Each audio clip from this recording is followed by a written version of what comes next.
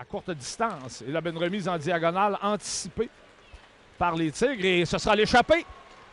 Le tir, et ça rate à la gauche. À l'arrière du but à Charles Côté pour Jacob Mathieu. Et sa passe est trop longue, mais Dumoulin va gagner la course. Il lance ses comptes! William Dumoulin profite un peu de la nonchalance, mais surtout de sa plus grande vitesse par rapport aux défenseurs des Tigres. Transforme un dégagement qui allait être refusé en premier but dans la rencontre. 1-0, 15-33 joué en première période.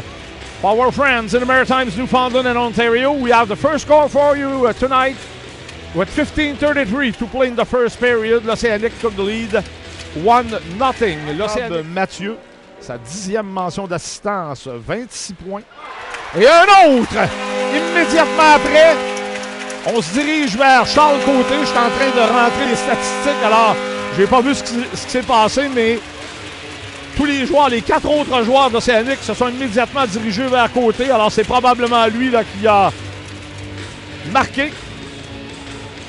Et 2 buts très rapprochés là, qui permettent à l'Océanique de prendre les devants 2-0, 15-07 à faire. Donc 2 buts en 20.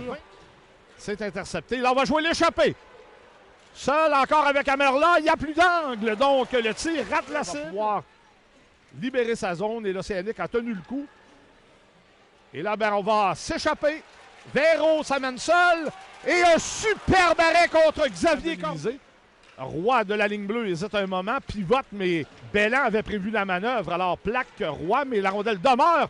Et l'arrêt de Amerla, superbe, après la belle déviation. Et Cormier s'empare d'une rondelle bondissante, remet à Véro. Véro, belle feinte, et au dernier instant, on lui fait perdre la rondelle. Belland a récupéré. Et à son tour, Belland fait une belle feinte de la but!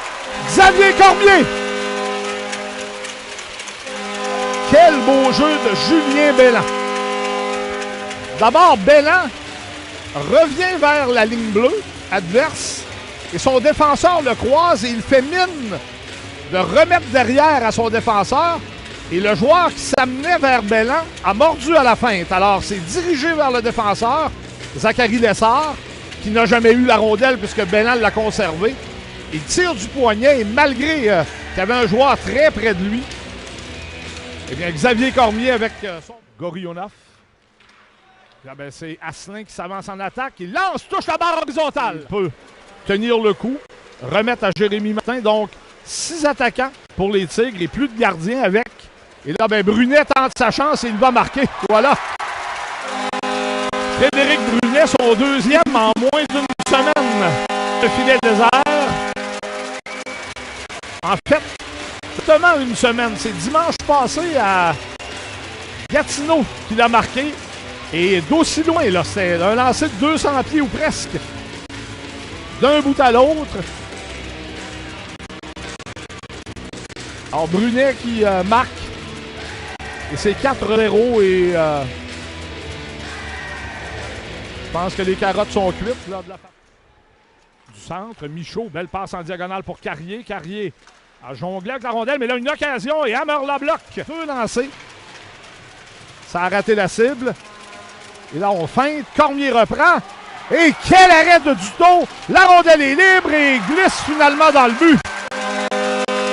Alors, le pauvre Duto, là, qui donne tout ce qu'il avait, allait à gauche, à droite, et le disque se promenait près de lui, a continué de se battre, là.